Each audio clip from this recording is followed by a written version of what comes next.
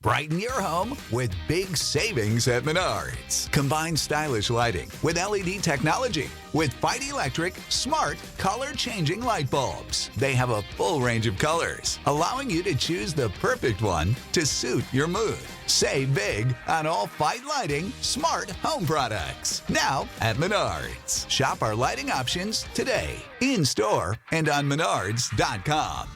Save big money at Menards. Hey everybody, my name is Jesse Collins, and I want to tell you all about my show, The Gentleman's Wrestling Podcast, here on the Voices of Wrestling Podcast Network.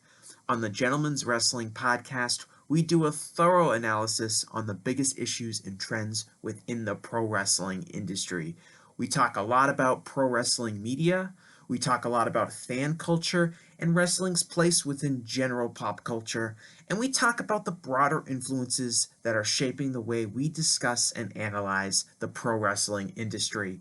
We've had some of the brightest minds in the pro wrestling intelligentsia on the show, including WrestleNomics host Brandon Thurston, both Rich Craich and Joe Lanza from the Flagship Wrestling Podcast, Trevor Dame from the Through the Years podcast, and a whole lot more. This isn't a show for hot takes. It's not a show recapping the latest episode of television.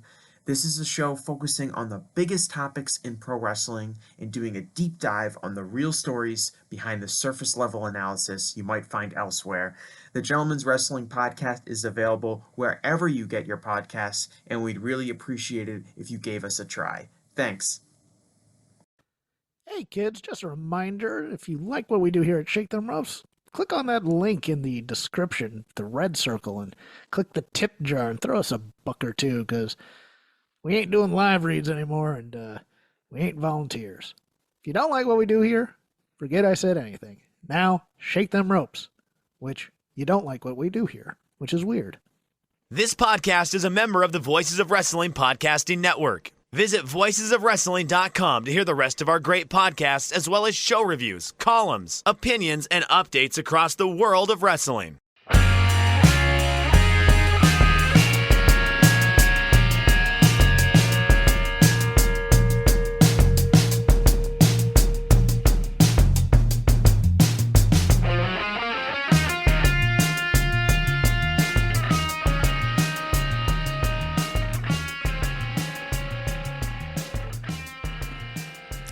Hey kids, do you like professional wrestling? Well, we like professional wrestling too. This is Shake Them Ropes. I am Jeff Hawkins. He is Chris Novembrino.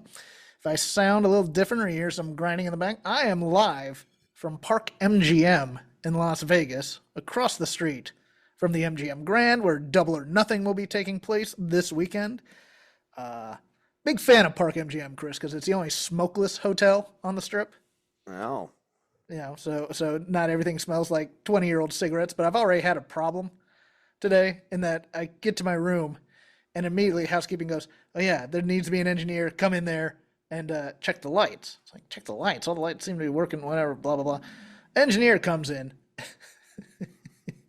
He has to replace fuses in those, you know, those nightstand lamps with like the USB ports next to the bed. Sure. Neither of those things are working. This becomes a 20, 25-minute ordeal, and I've just gotten off the plane. I just kind of want to take a nap, blah, blah, blah, blah, blah. Just coming in and out. Very nice, though. Gave me a voucher for some food later. That's cool for them. But he gets done, and he leaves, and I'm finally, take the clothes off, go for a nap, blah, blah, blah. Doom, doom, doom. Wait, what? Who is it? I go... Another guy from engineering. Hey, I need to check the lights out. No, you don't. He just fixed them. Oh, he fixed them? Yeah, get out of here. So I've already had an adventure here. Nice. Anything you want to talk about right now before we get into the graps? Not particularly. Not particularly. Chris, no. We're gonna turn that frown upside down, Chris Novembrino. There are just... Are you familiar with the song by Ben Folds called Narcolepsy? I am not, because I don't listen to Ben Folds. Okay, it's a good song, and I like it a lot. Like lyrically, it's a good song where it's not about actually not being able to sleep or whatever or sleepwalking. It's more of like this idea that there are points in your life where you're kind of just like sort of half awake, half asleep, and just making your way through seemingly weeks and or months at I a called that time. my 30s, Chris, Yes. Well, and part of my I 40s. I am deeply in one of those right now, and there are many days where I'm able to pull it all together. And today is not one of those days, and we're gonna get through this podcast. Let's start with the news. AEW All Out pay-per-view will be moved from Sunday, September 1st to Saturday, September 7th now, moving away from the usual Labor Day weekend because, well, back-to-back pay-per-views on weekends and international touring, probably a bit much. I don't know, Chris. I don't like this because the Wembley show is a bank holiday in England.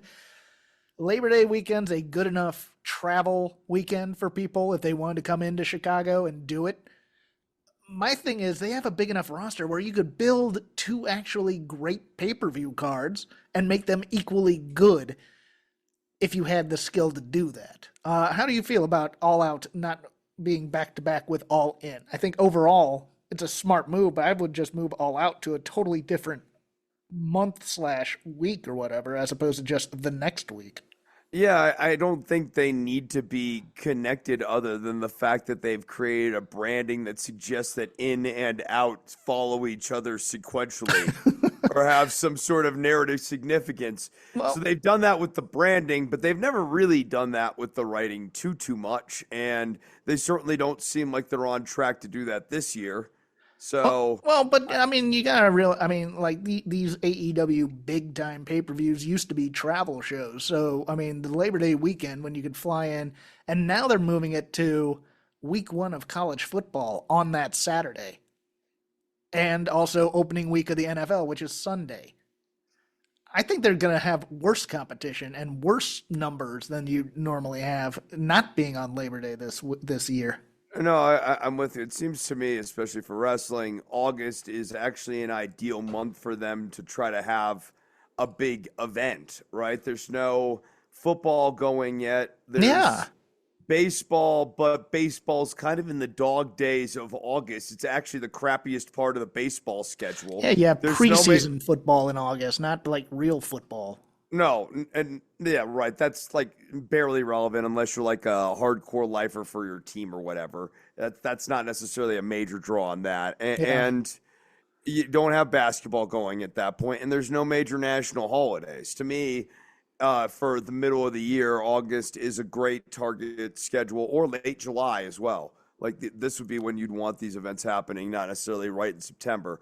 That first few weeks of September is a real train wreck of sports. There's a lot of stuff going on there. Yeah, baseball playoffs getting into swing. Yeah, right. Or at least the end of home regular stretch. season where shit actually starts mattering again. Yeah, and then you have the opening of both. You have NFL, NHL, and NBA. I would move All Out to like August. I think that's a good call on your part. I mean, especially since WWE. Is there a worse month for sports than September in the sense of just density? No. Right? That's peak sports. Yeah. That's peak sports. I mean, even though we think of the Super Bowl, but like peak sports is September. Right. Well, Stephen Borden, the son of Sting, who played the Wolfpack Sting at Revolution, is training. Speaking with Fightful Sean Ross Sapp, Darby Allin said that Stephen, a former football player, was staying at his house and training to be a pro wrestler. He noted that Stephen was sleeping in a tent in his front yard. Allin noted that Stephen had not thought about getting into wrestling, but getting involved at AEW Revolution gave him the urge to train. The former TNT champion said that he spoke with Sting and Stephen and invited Stephen to come train with him. Allin also said he has a ring at his house to help him with the process. So we may get baby Sting sooner than later, Chris. Yeah, and I hope that Borden mans up, apologizes to Darby Allin, and can get out of this tent in the front yard situation that he seems to have found himself in. This is part of personal growth. Being a great wrestler is not just about physique, but it's also about character, and I think this is a tremendous opportunity for Borden to turn a corner. Let me ask some. Is he doing this tent thing? You know, the whole I got to be hungry. I'm a child of privilege in some way, so I need to learn how to struggle a little bit. I mean, I heard. Well, I think it's all big talk in May, right? Let's do this 10 thing in November or December up in Minnesota. Well, I think Darby's in Washington. It's still May. I know. I don't look at. Well, yeah. Well, Minnesota isn't Washington though, so I mean, There's a time of year component of this, and then there's a geography component of this, Jeff. It's a two-legged stool. It needs both legs to make sense, just like a stool. It makes no sense that he can't just live in Darby's house in a guest room or something. It does. If he was being a jerk, you got to be nice to people. I gotta learn how to be hungry again. I'm just gonna eat nothing but ramen, and although I've done that before, so maybe there's something to that. I mean, Borden should only be allowed to eat what he kills. Cans of tuna and orange juice. That's it. Well, okay, fine. He should get bottles of water so that he has good, clean water. But otherwise, a bucket to piss in. Yeah, Darby Allin should require Borden to go out into the woods of Washington, fashion his own weapons, and find wild boars and Bigfoot. Yeah, well, yeah, there's deer out there too. I mean, like the man needs to learn how to get back in contact with nature, just like the Sting character was classically known for. As we know, Sting lived in the woods and lived off of wild hare and deer for many years, from 1988 to 1991. Eddie Kingston's leg injury is going to be a bad one. He's expected out until May 2025. He banged his leg pretty hard at a New Japan Strong show at the end on a table. Was able to walk to the back, but it looks like he's broken his leg and he's going to be out for a while. Yeah, May 2025 is almost a year from now. Yes. Legs and knees take a long time to heal. I think he also has ACL in there, so. Yeah, no, that's a long time. Thank you, Captain Obvious. On May 21st, it was announced that Julia had suffered a fractured wrist and would be out indefinitely. Following the news breaking, blah, blah, blah. Okay, sorry. I got this drilled from Fightful Select. Well, here's the thing. Julia Hart could use, like, magic powers in her message. No, this is Julia from Stardom. Oh. WWE remains hopeful that Julia will be healed in time for NXT Heatwave, where she is expected to be the opponent for Roxanne Perez. Okay. Numbers. Collision did 523,000.15 Sunday night, beat everything in the time slot on cable but the NHL playoffs, 5th overall. Rampage also up 391,000, also beating everything in the time slot but NHL. SmackDown 2.186 million viewers, Raw 1.8 million viewers, and last night's Dynamite Go Home show up a little bit, 713,000 viewers on TBS, up 6.1% from the previous week. It's the largest audience the show has done since April 17th, a month and a half. Dynamite averaged a .24 rating in the 18 to 49 demo. Chris, any thoughts? I mean, it's the go home show, but it still seems like the arc is going down, and this is just them kind of like getting, having a nice little up week. But the Collision number's not bad, right? The Collision number is in the 500s. That's nice. Yeah, no, the Collision and Rampage were back to back, I believe. It was one of those Saturday night 3-hour blocks again where they ran back to back, and they were up overall. There was nothing on other than hockey that night. So as the NBA dwindles down a bit, that changes my analysis ever so slightly in the sense that it's like. Oh, well, no, because like Rampage then would be an atrophy hour, right? Like they started with 500,000 and they dropped into the 300s by the end of the show. So I don't think that's great. Well, short news because we're on kind of a short week. That'll do it for that. We now go to the lazy river of wrestling criticism, whatever we watched, whatever we had time for. Have a couple of pay-per-views we need to preview. But first, a new segment here on Shake Them Ropes, one I am excited about because Chris and I get cranky at modern wrestling. So from week to week, we're going to pick a match that both just gets us off, so to speak. And not in that way, Chris. Stop. Come on, be mature. Be mature. Nailing this You're a open. grown up. You're a 30. No, no. This open, honestly, this was one of our strongest opens for any new segment I think we've ever so too. Yes. we've ever debuted. You know, Shake Them Ropes Theater is dead and gone for a while, so you know we need a new segment finally after 6 years. We're gonna be shaking something that gets us off here. It's Hose Me Club or Vader Club. We Jesus. haven't decided yet. Okay. We haven't decided yet. It can't be Hose Me Club. It's got to be Vader Club. It has to be Vader Club. Well, it's not always going to be Vader. No. After that setup, but after that setup, it can't be Hose Me. Okay, why not? You really want me to break down? Okay. Anyways, I watched Shinya Hashimoto versus Vader. Finals for the IWGP title. Believe 1989. Whew. This was like a 5 minute worth of wrestling, but like 13 minutes worth of pageantry. This match was awesome, Chris. I sent it to you. Watch it. It feels. I mean, Vader selling a hammerlock and just screaming obscenities in the middle of a crowd made it seem so real. And look, Vader never takes it easy on anybody. Shinya Hashimoto.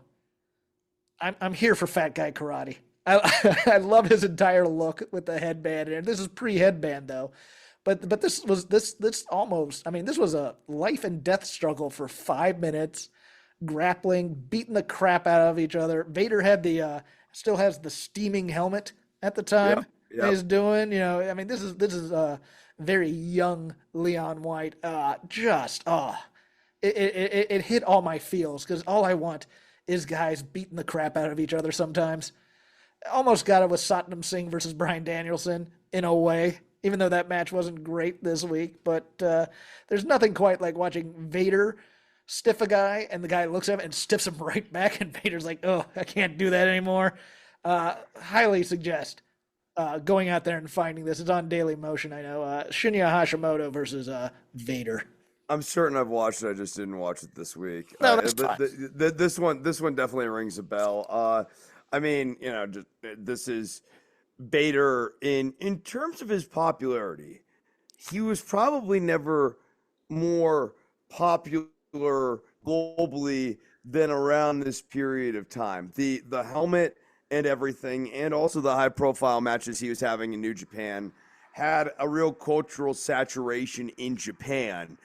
And Vader ended up in a lot of different pieces of media, whether it was anime or video games. Like he becomes sort of turned into a character on Capcom's Saturday Night Slam Masters as Jack the Greater, and that's just to name one. Like this is peak Vader right here. When you watch or listen to the crowd, man. This crowd is rabid.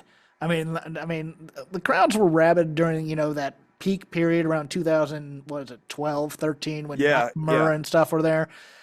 This is almost like a Japan version of a Jim Crockett Promotions crowd. I mean, they are screaming and everything. They're not being polite. They are rowdy. Everything about this match I just dug. But yes, well, you pick a match next week and I'll watch it. How about that? All right, we'll do it. That way you get involved in this thing, so it's not all me. Fair. That's fair. So WWE, we're going to start in order, is in the Kingdom of Saudi Arabia for one of its two major PLEs there. This the King and Queen of the Ring finals. SmackDown hasn't aired yet, so I don't know who's going to be the opponents in either the King or Queen of the Ring, but we can guess. But we will start with the King of the Ring finals. Gunther, the Raw winner of that bracket, beating Jey Uso, kind of surprisingly to me. Will face the winner of Randy Orton and Tama Tonga. I assume this will be Randy Orton versus Gunther, which should be one entertaining match, but I have Gunther winning this overall. I as well have Gunther winning this overall. Randy Orton does not need to be King of the Ring. It would only be something that they would do if MBS specifically requested it because he wants to watch Randy Orton win while he's sitting in his box seat. That's the only thing that would maybe make me think Orton would win. But otherwise, to me, all the narrative suggests that Gunther's going to win this. Yeah, and it's one of those things where he loses the Intercontinental title after breaking the record there, and he gets this. See, I would love it if I had faith in WWE to not make King of the Ring like King Booker or King Harley Race and just kind of camp, and they made it actually something serious. But I'm assuming we're getting a crown and a scepter and a thing for Gunther. Yeah, possibly. I mean, but we'll see. We'll see how. I hope this does not result in him doing camp. My positive outlook is that this is an unlosable title. So this is a nice way to heat him back up and get him going again. But then Also, there is also the negative bearish outlook where he is King Gunther and he wears lederhosen and has a crown and a scepter and Marcel Bartel comes out there and like rolls out a carpet for him every time. well, but this year at least, and I forgot about this because there is a caveat. They do get a world championship match of the winner's brand at SummerSlam. Okay, there you go. I had forgotten about that because I was so concentrated on the tournament and stuff. But I don't know. Maybe they ditch that. Maybe Randy Orton does win to go against Cody. But No, but see, but I see this as Gunther versus Cody. oh, well, no, Cody's on SmackDown, or no, he's on Raw. Never mind, I'm wrong on that. Yeah, I think we're cruising to Gunther versus Cody. Okay, Gunther's yeah, like that'll work. Gunther's a major roadblock for Cody. You heat him up. That ultimately, I'm kind of hopefully, here for that match. no, I know what I'm actually here for is the Ludwig Kaiser versus Cody Rhodes main event on Raw. Okay. Like where Kaiser just has a really cool technical classic with Cody Rhodes that gets a little gritty. On the women's side, Lyra Valkyria, the Raw winner, will face the winner of Nia Jax versus Bianca Belair.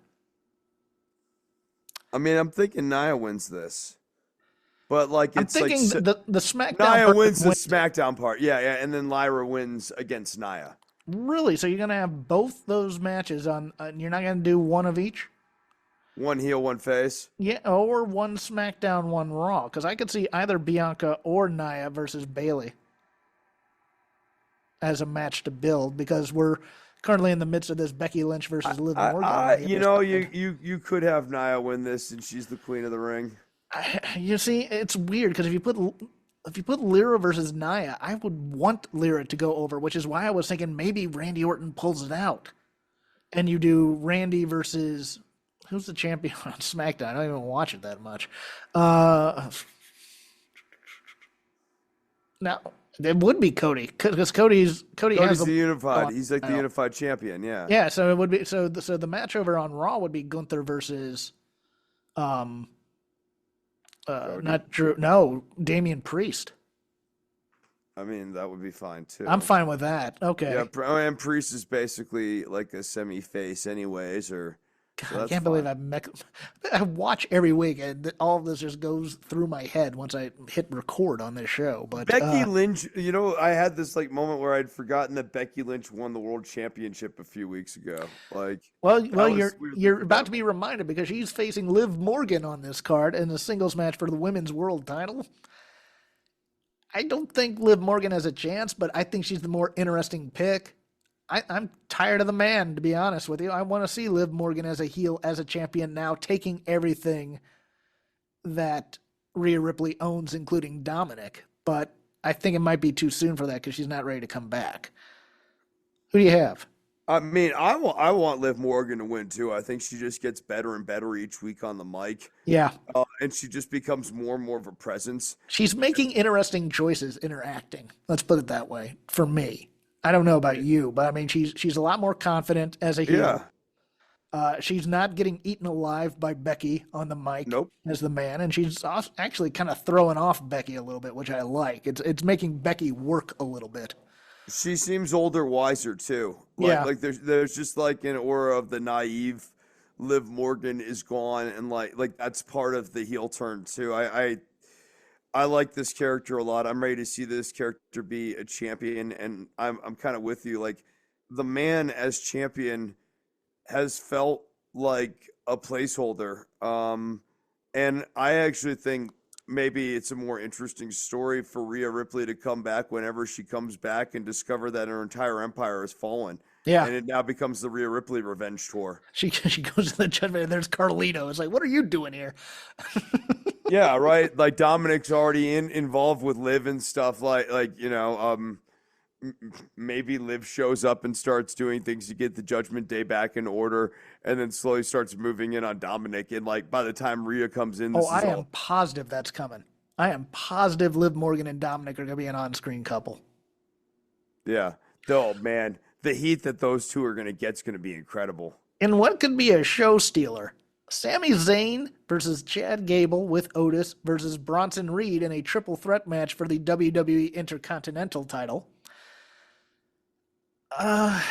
You know, I can see the writing on the wall here, and I think it's, Otis cheats to help Gable get the title, and we continue with this abused relationship until it's time for Otis to finally turn on his master, so to speak. But look, I said this last week, and I don't want to repeat myself, but I'm going to. People want a Chad Gable babyface run. They want to root for Chad Gable. They don't want this abusive jerk thing, and I don't think Otis and Maxine Dupree are going to turn him back to the light side until, again, I still think the Creeds and Ivy Nile are going to be back in Gable sooner than later. I think so too. I think the Raw segment here this week belies that you're going to have the Creeds in with Gable, and Ivy Nile might be joining them as well. And so here's how I think this match is going to go.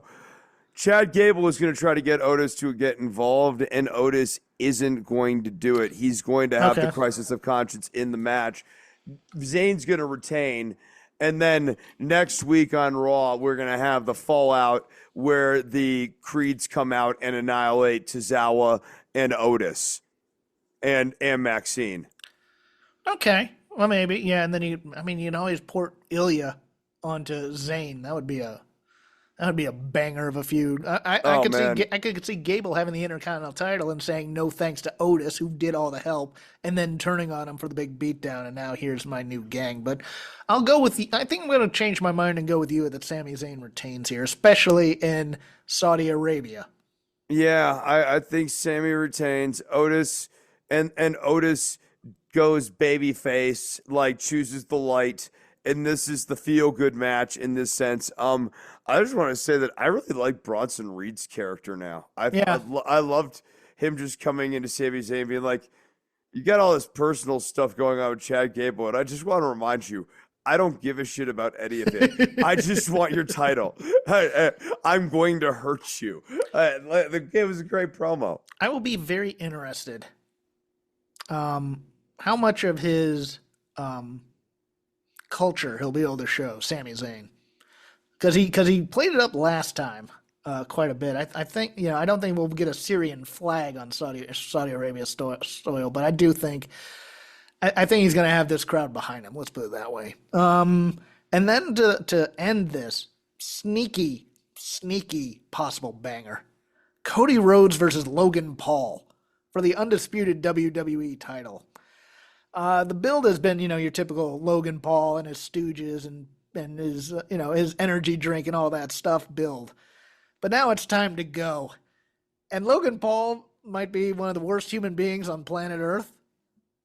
When you need mealtime inspiration, it's worth shopping Baker's, where you'll find over 30,000 mouth-watering choices that excite your inner foodie. And no matter what tasty choice you make, you'll enjoy our everyday low prices, plus extra ways to save, like digital coupons worth over $600 each week. You can also save up to $1 off per gallon at the pump with fuel points. More savings and more inspiring flavors make shopping Baker's worth it every time. Baker's, fresh for everyone. Fuel restrictions apply. But damn, do I enjoy his matches. He's an entertaining spot monkey in these matches. Yes. And Cody's going to lead him through everything, and Cody will make sure that Logan Paul's high spots look great and that all of the necessary steps in between the high spots make sense. Logan Paul is more than competent enough to handle the punches, the kicks, and the requisite suplexes that Cody calls out for him. I think this will be a fantastic showcase of Cody Rhodes as a ring general, and Interesting Logan that Paul this is will be Logan Paul's it second. will, Yeah, go ahead. Sorry. and Logan Paul will be a well-led horse throughout this match. Yeah, Logan. This is Logan Paul's, I believe, second undisputed WWE title match in Jeddah. I think he also fought Roman Reigns in Saudi Arabia, if I don't misremember. But And he's got a better match caller here with Cody Rhodes yes, than he does with Roman Reigns. So I just think that you know what the level of quality is going to be on this match. And while there's no chance in hell Logan Paul is winning the title here in Saudi Arabia, I think it's still going to be a very entertaining title defense for Cody Rhodes. And I don't hate Logan Paul as one of his first challengers either. have you seen Tama Tonga and Tangaloa on SmackDown yet? Any of their vignettes or anything? No, I have not. Go out of your way to watch what Tama Tonga's doing, because he's basically doing Stripe from Gremlins It, as a character. And I'm just like, I know some people are annoyed by that, but given the choice, I'd much rather him just being a grunting red shirt geek badass for Solo Sikoa than actually, trying to be trying to create some weird talking character where he's doing bad WWE dinner theater promos. I don't know. I think he was just better as Eyes Magoo during doing like little turny head.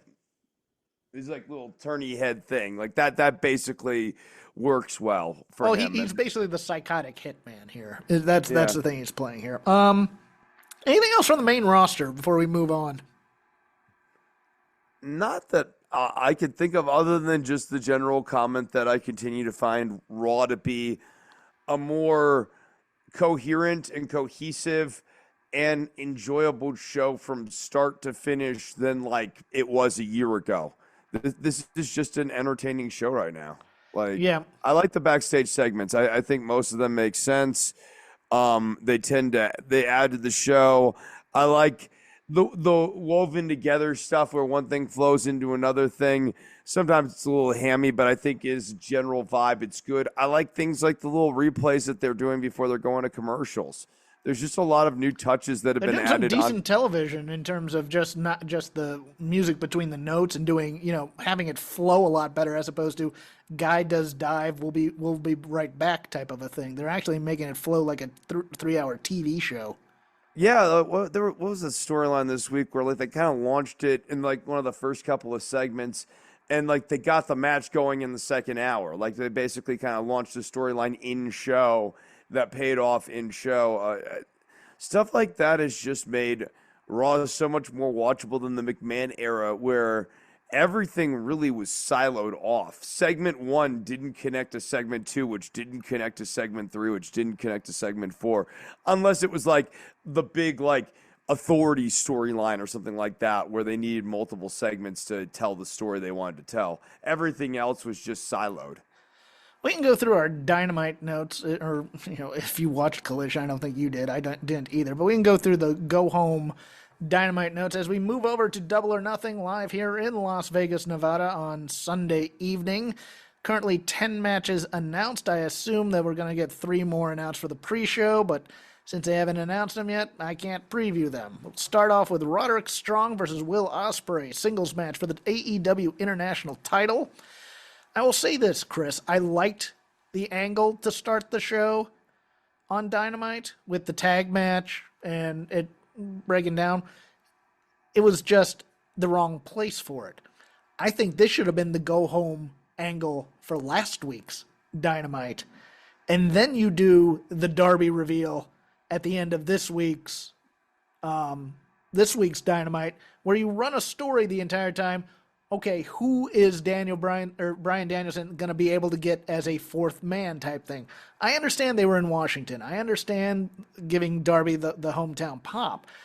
But this secondary feud, this mid-card, quote-unquote, main event, you end that on last week's show, and then you just give these two a couple of promos about how they're going to kill each other. I am more hyped for this match than doing all the stuff at the beginning of yesterday's show, and then it being kind of on the back seat compared to the main event of Anarchy in the Arena. Well, yeah, I think you make a wonderful case for who's the fourth man being the final note on the go home show, given what they chose to do as the go home angle for the main event, right? Well, we will get into that. No offense to Satnam Singh, but Bryan Danielson versus Satnam Singh with Jeff Jarrett's random ass involvement in the go home show. Like this, Jeff Jarrett's a saint, and I will not hear otherwise. Chekhov's Jarrett should not have been introduced. Yeah, I just and Tony Khan fist bump Darby with a flamethrower. We'll get to that. Let's hold off our snark about that. Timeless Tony Storm with Luther and Mariah May versus Serena Deeb in a singles match for the AEW Women's World Championship. Serena Deeb should sue AEW for career malpractice. Yeah, that's what I was about to say. I think this has just been a disaster, and she's not going to win. Well, yeah, and she's the third woman they've now done this to, if you include Thunder Rosa and Deonna Purrazzo, where it's like your big heel. Your big heel, Tony Storm, is actually getting babyface cheers, so you decide to port the other three into mean babyfaces fighting her, sometimes heelish, whatever. Serena Deeb was doing so well with just those vignettes where I'm the professor, here's my dojo, and I'm coming back. And that's all she had to do. And just look at the title and just be the serious Serena Deeb she had been, and instead they're putting her in costumes and, they're frilling her up and sports entertaining her. Oh my God. And this is so simple. Like the obvious character foil to Timeless Tony Storm and her ham antics is Serena Deeb's Dean Malenko gimmick, where she's the ice woman. She just comes out. She says nothing. She taps people. Maybe she gives quiet high fives as she's leaving just to make it clear that she's the babyface here, but there's no words. She just is there for the title. She's on a singular mission. It's no nonsense, and that's it. Instead, they have her telling this sob story. They have her trying out different outfits.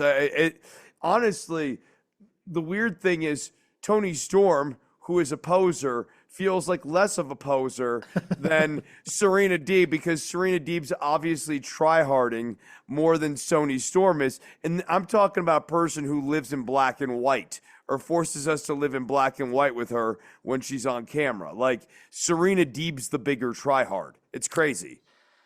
Adam Copeland versus Malachi Black in a barbed wire steel cage match for the AEW TNT Championship. Can we stop dropping things from the ceiling, please? I felt for Malachi Black in getting the dual fire hose of blood, and that looked like he was supposed to stand in between the streams, but he said that he thought, oh, it doesn't look real enough, so I'm going to take that shot, and it looked like it was a hard time, brother, when he stepped into one of the streams of that of the coagulant and the blood, or whatever they put in the fire hoses in those things to shoot him down. Also felt a little over the top, to be honest. I think he could have sold it bigger. I think like a little whizzle wazzle woozle, wah, sort of sell would have been. The Carrie prom scene didn't have this much blood in it. Yeah, well, the Mask of the Red Death didn't have this much blood in it. Here's the thing. The Corman version. Right. No, here's the thing though about Adam Copeland. He was in the Brood. Shut up. Yes, and that's the point. Who do you have winning this? Because I have Malachi Black winning this and Adam Copeland going to the dark side. Oh, actually, no. I'll have Copeland win because he just got the TNT title, but he's still turning in some way. Yeah. What have I done? I've gone too far. Oh, he starts looking at his hands, and he might use bloodening on Malachi Black during the match, and that's how he wins. But then he realizes that once you use the bloodening, then you have to sacrifice part of your soul. And then he slowly becomes, anyways, so he'll win, but he'll lose. It's like a Pyrrhic victory. I think that's what happens. Yeah. John Moxley versus Konosuke Takeshita in an IWGP World Heavyweight Title Eliminator match. Takeshita wins, he'll receive a future IWGP World title match no matter who the holder of the title is. I opined last night, I thought maybe Takeshita wins this, but apparently there might be some politics involved with DDT. Takeshita had some comments earlier last week that we didn't have a chance to get to, but he has been kind of depressed, and it's felt like he's not having fun anymore in this turn with AEW. And that's a shame, because if they would just make Don Callis more serious and make him Gary Hart to Takeshita's Muda, we'd all be much better off. But I have Moxley winning this. Who do you have? I have Moxley winning this too. I'm with you on Takeshita. It's like you look at the guy and you could see how, with just a simpler presentation that, I don't know, like I one, accented his talent, but also two, I think accented his more natural good looks rather than always having him wear these like sort of goofy costumes and stuff. Hammer pants. Yeah, right. Like he's always wearing this weird crap, and like he's like, one of the better looking guys on the roster or whatever. And it just seems like they're always costuming him in ways that does not do him a service. The problem is they should be costuming him like Okada, but you can't, because there can only be one Okada on the roster. Yeah, also true. So I mean, like that's maybe the other part of Takeshita's frustrations here is he's looking at the roster and going like, I'm clearly at the ceiling right now. They're not going to push me beyond Okada, and they haven't finished doing what they're doing with Okada right now. So what is the game plan for me? Yeah. Trent Beretta versus Orange Cassidy in a, quote, straight-up singles match. I expect Beretta to win this one. To lead to some sort of gimmick match or something later. Yeah, Beretta wins this one. He cheats. It leads to a gimmick match. Yeah. And I also think we're possibly getting Beretta joining the Callis family at the end of the night or sometime during the evening. But we'll get to that in a little bit. In a match where I will be taking a break and going to the restroom or getting snacks, Chris Jericho with Big Bill versus Hook versus Katsuyori Shibata. Oh, I just can't get enough of this performance between Taz and Chris Jericho every week. It's one of the things that makes me more and more emotionally invested in the angle because of the not ironic performance of Chris Jericho, coupled with the excellent reaction work by Taz. The umbrage about the acronym around FTW is convicted and heartfelt, and you can really hear a father's love for his son coming out in this man's voice. Honestly, it's a little bit melancholic for me to listen to the commentary during these matches. Sometimes I have to put it on mute because it tugs at my heartstrings a little bit and I can't focus on the action in the ring. I want to commend Taz for his top-notch work throughout this feud, and I hope that we keep it up. I just can't believe that we're doing a story where the Bucks are hiring people to beat people up, a bounty hunter story. We have a guy with a bounty hunter gimmick, and we can't hire the bounty hunter to go get the bounty. We have to hire Satnam Singh. I'm just like, what did this dude ever do wrong to deserve this kind of treatment? Just go with his gimmick and make him more serious, and then you can beat him a few times. He's never captured a bounty. He's a bounty. I know. well, even why is he in this match with Katsuyori Shibata and Hook? Like, if anything, this guy in his presentation only brings down Hook and Shibata by being in this match. Yeah, I agree. Bang Bang Gang versus Death Triangle in a trios match for the Unified World Trios Championship. Let me tell you something. These guys don't get enough TV time. Who, the Bang Bang Gang or the Death Triangle? No, the Bang Bang Gang. I think Jay White and Colton and Austin are just crushing it every time they're on screen. Oh, God. They've done nothing with the guns. Jay White did a babyface promo last night.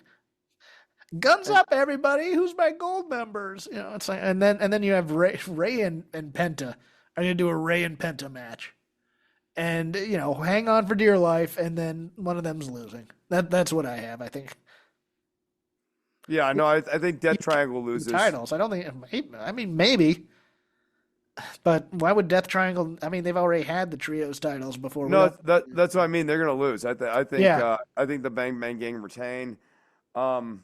Again, just more top-notch work. Can't get enough of these guys. Willow Nightingale versus Mercedes Moné for the TBS title. Did the video package recapturing the injury to Mercedes Moné really? If anything, the more you understand the injury, I feel like the less interested you are in this particular match as like a precipitating event. I am not interested in the match per se. I'm interested to see how Mercedes and Willow work because it's Mercedes' first match, but everything about this screams Chris Statlander angle.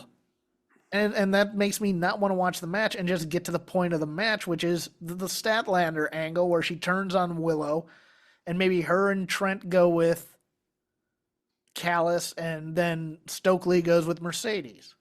I think that's how it's going to end. I was going to say that, or maybe Statlander and Mercedes end up aligning. That could be it too. But yeah, like it feels like they're keeping Trenton and Statlander together. So okay, so yeah, maybe they both just defect. I mean, yeah, I just it's one of those things where I want to really look forward to this match, and I wish it were just 1-on-1 and clean, and I fully expect them to belt Mercedes here. Yeah, no, I mean they have to, right? Like if you don't belt Mercedes, I don't know. Maybe you don't. She's really dead in the water if you don't belt her now, though. I agree, but Willow's your hottest female star right now. I agree with that too. I just think this is a corner I don't envy anybody in. I mean, because it's not like if you belt Mercedes, there's a really clear storyline coming out of this either, because the focus is still going to be on Statlander and Willow Nightingale, and like, who are we going to want? This is a mess. It's a really bad launch for Mercedes Moné. It's a notably bad launch. Yeah. Swerve Strickland with Prince Nana versus Christian Cage with Kill Switch, maybe, although his leg is rumored to be okay. I thought he took a terrible spill. Nick Wayne and Mother Wayne. Boy, it was really good to do that blow-off Swerve Nick Wayne match on the Go Home show. Really, I mean, where Swerve apologizes before kicking him in the head. I did like the failed concerto, and I liked the scene with Nana blocking the escape. We're not going to dance around whether or not Nana's turning with Brian Cage and company. Yeah. We're just going to go full on babyface, which is fine. Fine, yeah, that's fine. I like that they made a decision on this. It's fine. They made a decision. He's a face. Great, good. If anything, trying to commit to Swerve Strickland as a face is good. Now, that being said, I'm sorry, and then kicking someone directly in the head, okay. And then, to end the Strickland's winning this. There's no way Christian Cage gets this title. That'd be hilarious, but no. I think it'd be great, but no. Yeah. Like, I'm almost kind of here for that, but no. And then finally, Anarchy in the Arena, the elite of Okada, Jack Perry, who's the best heel in this company right now, and the Young Bucks, Matt Jackson and Nick Jackson versus Team AEW, Bryan Danielson, Darby Allin, and FTR, Cash Wheeler, and Dax Harwood. Darby Allin came back after being banned from the arena, driven in an SUV by one Anthony Khan, and had a flamethrower. Tony Khan has now approved military-grade technology to be in AEW. Chris, does a table get set on fire, or does Tony Khan get set on fire? Because I'm kind of here for a stuntman dressed as Tony Khan to take a bump while on fire. That would be hilarious. No, Tony Khan lights himself on fire and spears someone while the flaming Tony Khan spear to both the Young Bucks. He gets his revenge. One better.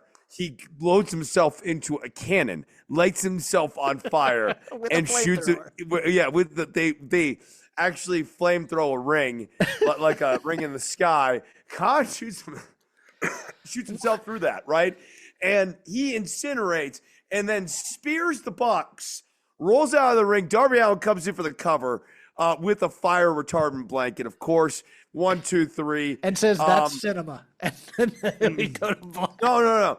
One better. He goes, that's all, folks. And then the ring zooms in, and we get AEW comes in on the bottom. I think there's a flaming table spot. And I think Darby's going through it, but God help me. I get this. Chris, I have this nagging feeling Tony Khan may join the Elite. Oh my God, he goes Eric And pull Bischoff. the Bischoff? He's gonna pull the show him Bischoff. how to do Bischoff better than Bischoff did? Oh, that'd be funny because Bischoff is actually good at being Bischoff for a while. No, like Bischoff actually understood exactly what that schmarmy character needed to be. He was so hateable back. Tony Khan, the thing about Tony Khan that's ironic is the things that are hateable are things that he does as a babyface, and he won't know how to capture the essence of them as a heel. Like, he will struggle to find his heeldom because he'll want to be like a hammy jerky thing instead of the thing about him that's actually kind of annoying and tedious. I think obviously Team Evil wins this, and I don't know if Tony turns heel yet and joins the Bucks. I think this might remain Tony Khan tries to fight the Bucks at least for a while more. Yeah. But I think you're right. Tony Khan won't be able to resist the temptation of going heel because now that he's inserted himself on camera, he's going to need to be both babyface and heel at some point during this run. Now I can show my range. Oh, absolutely. The man can do comedy and drama. I have Team Elite winning this. Team Elite, Team Evil. Yep.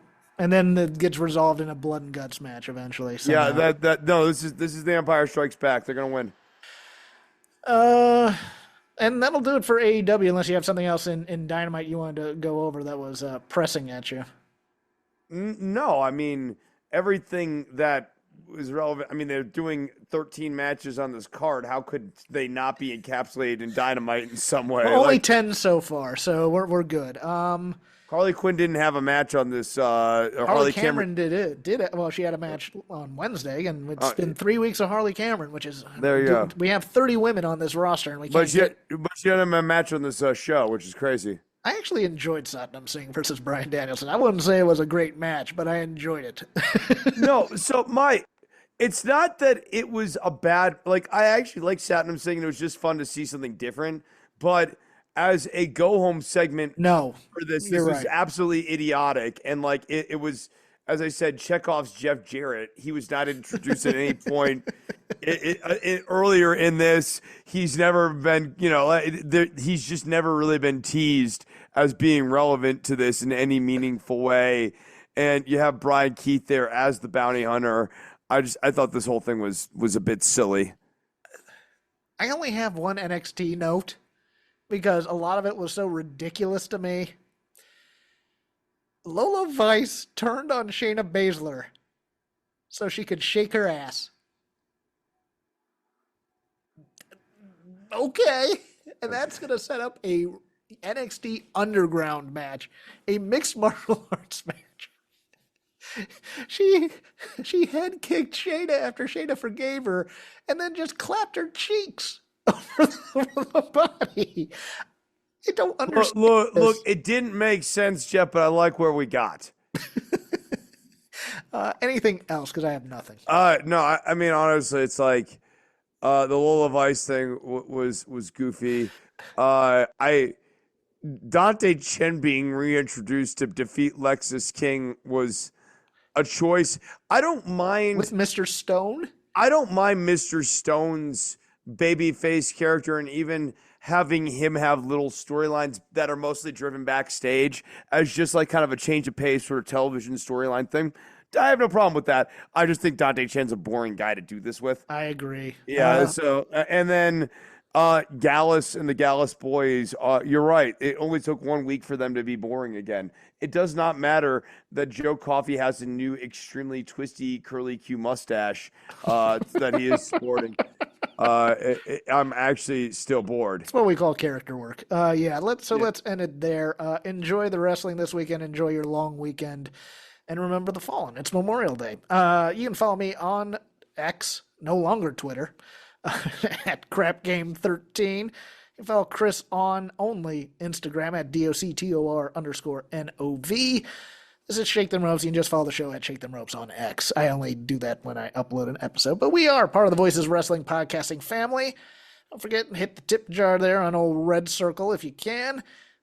Listen to the other podcasts on here. They're pretty good. Good, Bad, The Hungry, the Gentleman's Wrestling Podcast, and of course the flagship with Joe and Rich. I also do another show over on Fight Game Media called The Dynamite Show. We go live about 20 minutes after it goes off the air. Paul Fontaine and myself thoroughly deconstruct that week's Dynamite. Be seeing Paul this weekend in Las Vegas. If you're here, hey, hit me up on the DMs. I'll give you a firm handshake and a hello.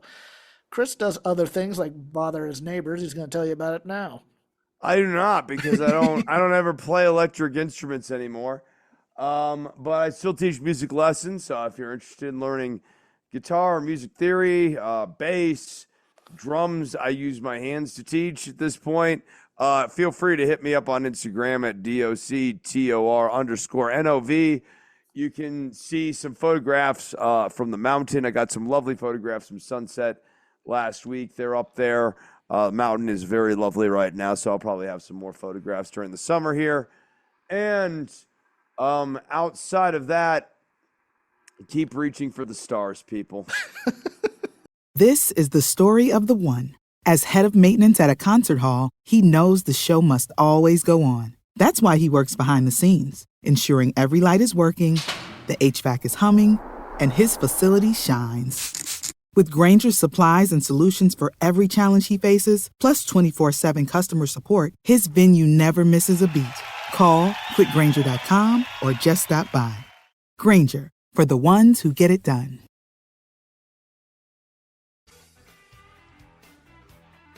Hello, Voices of Wrestling listener. Dave Ryan here. Have you ever wondered to yourself how many hidden gems are hidden away inside the last years of World Championship Wrestling? Have you ever asked yourself how many tenuous gags can be made about the name Mike Enos? And have you ever thought about what it sounds like for two Irishmen to interpret a very chaotic company through its B show? The answers to all this and more are just a click away. Check out Days of Thunder every second Thursday on the Voices of Wrestling podcast network.